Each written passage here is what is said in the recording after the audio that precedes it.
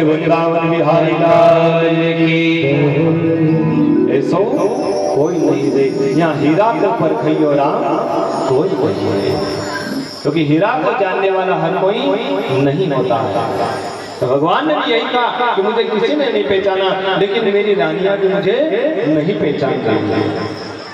होता है ना कि जिसकी बात सारा गांव वाला मानता है, क्या होता है कि जिसकी बात सारी गांव वाले माने, उसकी बात उसके परिवार वाले नहीं मानते, और जिसकी बात सारे परिवार मानते हैं वो उसके घर वाले उसकी बात कभी नहीं मानते। और यदि हो सके कि सारे घर वाले भी उसकी बात माने तो घर वाली उसकी बात नहीं मानते। घर वाली कहते थे इनके कहीं आगे तक। तो भगवान कृष्ण ने भी कहा कि मुझे मानने वाला कोई नहीं।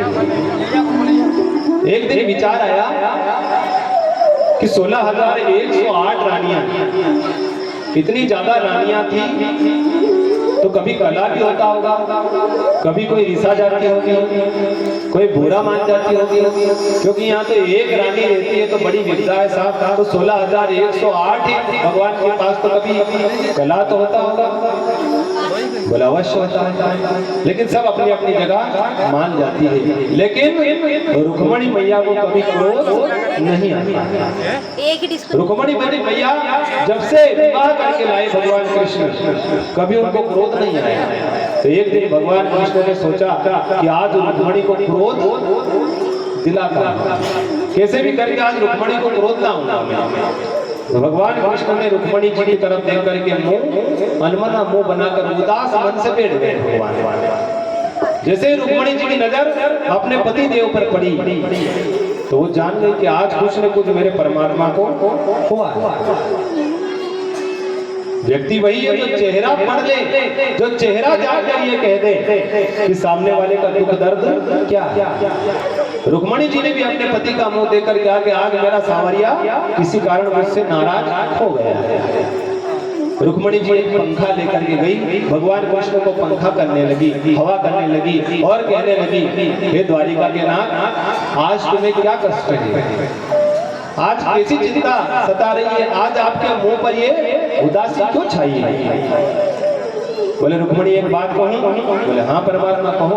तुम्हें बुरा तो नहीं लगेगा? बोले आप आदेश करो, नहीं लगेगा। बोले तुमने मेरे साथ विवाह करके बहुत बड़ी गलती की, तुम्हें मेरे साथ विवाह नहीं करना था। बोले क्यों?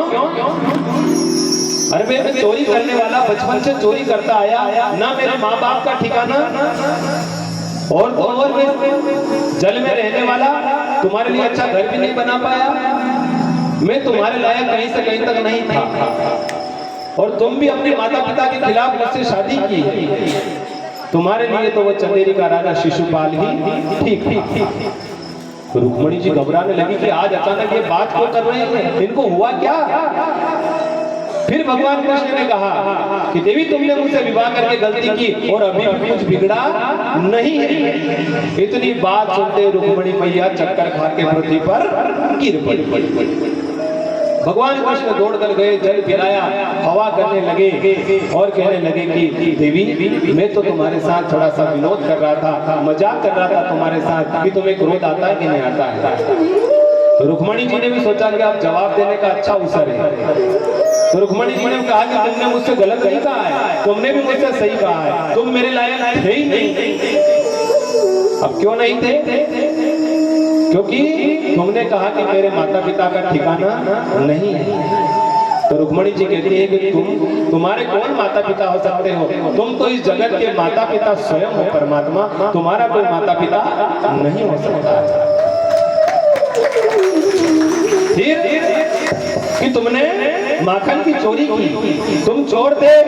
बोले ये भी तुमने सही कहा, तुमने माखन की चोरी करी वहां तक ठीक है, वस्त्रों की चोरी करी वहां तक भी ठीक है, लेकिन तुम तो भक्तों के चित्त को चोरने वाले हो, इसलिए तुम चोर तो हो, ये भी तुम्हारी बुराई मैंने मान्य कर। बोले फिर? बोले मेरे लिए घर की आवश्यकता नहीं, मेरे लिए तो बस आपके हृदय में सदा जगह बनी रहे, यही मैं चाहती हूँ। मेरे लिए तो द्वारका व्यर्थ है परमात्मा, मुझे ऐसा तो आपकी जरूरत नहीं है। तो परमात्मा प्रसन्न हो गए कि इन पत्नियों में मेरी श्रेष्ठ पत्नी रुक्मणी मुझसे कभी नाराज हो ही नहीं सकती।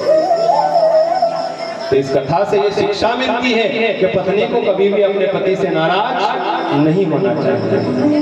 हो सकता है थोड़ा बहुत काम का दबाव है, परिवार का भी थोड़ा प्रेशर हो सकता है, पतिदेव को इधर उधर का दबाव हो सकता है, टेंशन हो सकता है, लेकिन कभी भी पत्नी के मुख पर क्रोध नहीं आना चाहिए। ये तो बेचारा इधर से दिन भर से थका हारा है, इधर से अपन इंजेक्शन लगा हुआ, आज तुम्हें मान मार से याद किए,